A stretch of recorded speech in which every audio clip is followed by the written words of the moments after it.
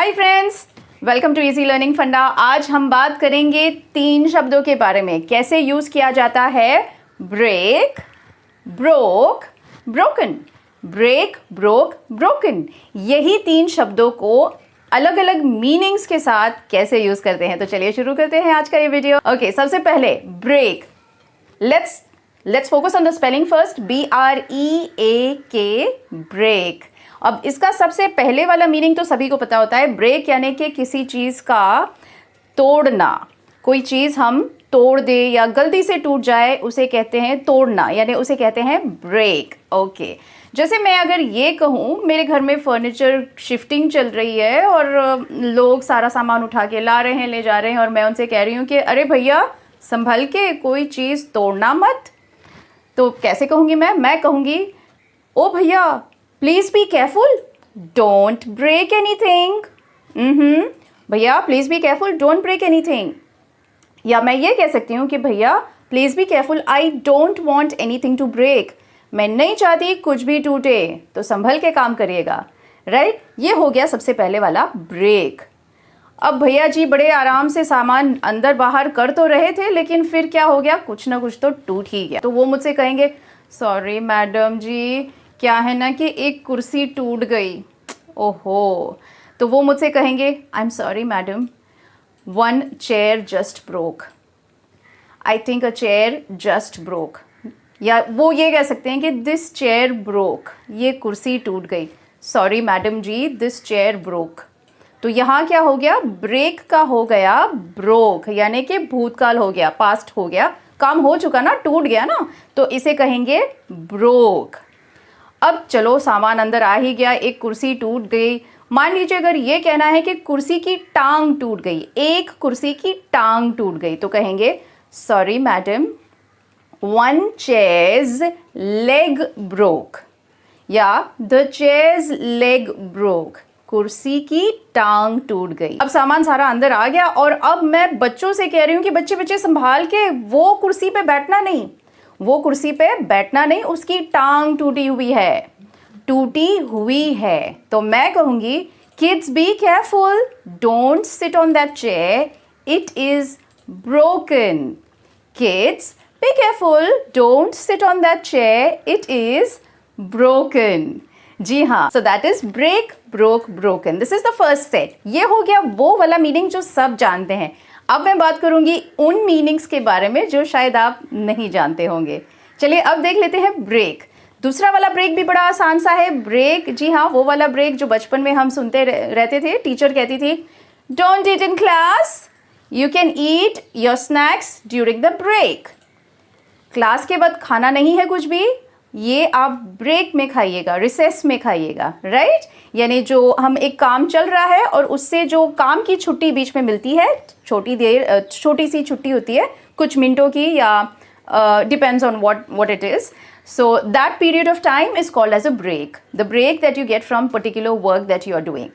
तो वो हो गया ब्रेक, ये भी सबको पता है। राइट, चलिए अब ये ब्रेक के अलावा, यही ब्रेक के सामने अगर मैं एक शब्द जोड़ लूँ, बिग ब्रेक। अगर मैं ये कहूँ कि बिग ब्रेक, इसका मतलब थोड़ा सा अलग है जो शायद आपको पता नहीं होगा, मैं समझाती हूँ। अब ये हो गया ब्रेक के बदले में बिग ब्रेक। तो यहाँ पे मैं पहले सेंटेंस बता देती हूँ आपको। अगर मैं ये कहूँ कि Nawazuddin Siddiqui, the talented actor, got his much awaited big break in the movie Kick. In the movie Kick.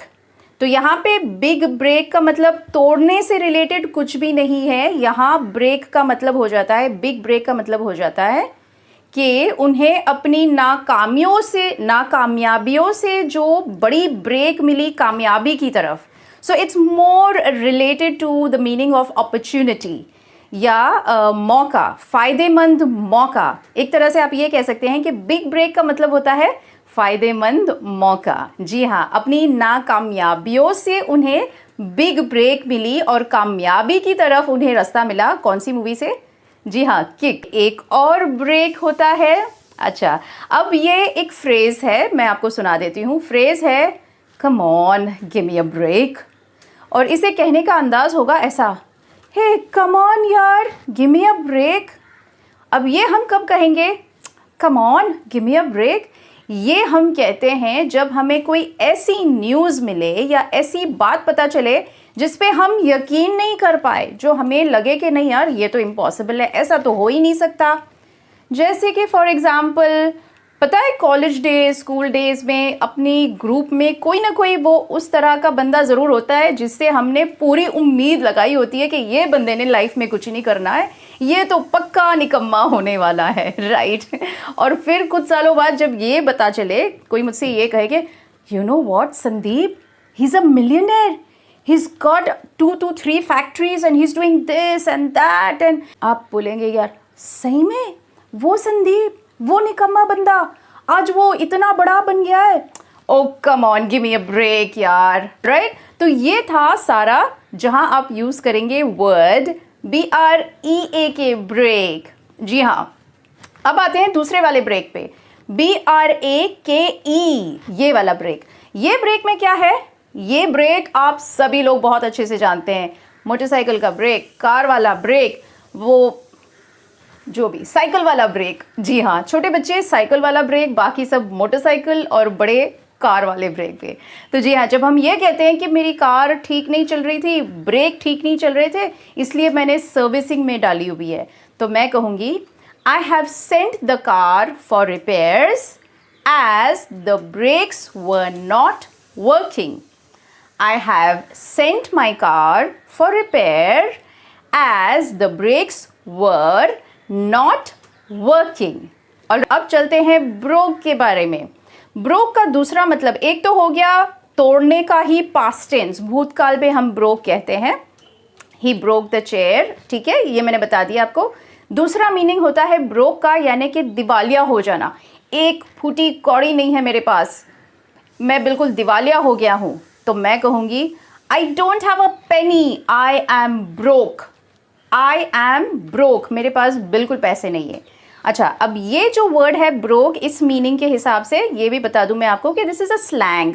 ये रोज़ की बोलचाल वाली इंग्लिश में चल जाएगा, लेकिन फॉर्मल इंग्लिश में नहीं चलेगा। अगर आप किसी बैंक डॉक्यूमेंट्स में या किसी और लेटर, आप अपनी कंपनी को लेटर लिख रहे हैं, तो उसमें आप ये नहीं लिखेंगे आई एम ब्रोक, उसमें आप लिखेंगे I am bankrupt. I am bankrupt, समझ गए? तो ब्रोक यानी दिवालिया, लेकिन ये सादा बोलचाल वाली भाषा वाला शब्द है, फॉर्मल लैंग्वेज में नहीं चलेगा। चलिए अब देख लेते हैं ब्रोकन। ब्रोकन कहाँ यूज़ होगा?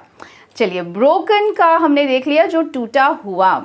अब टूटा हुआ चीज़ों के लिए भी यूज़ होता है, और टूटा हुआ जैसे अंदर से कोई इंसान टूट गया हो, अंदर से उसका हौसला टूट गया हो, तो उसके लिए भी हम यूज़ कर सकते हैं ब्रोकन।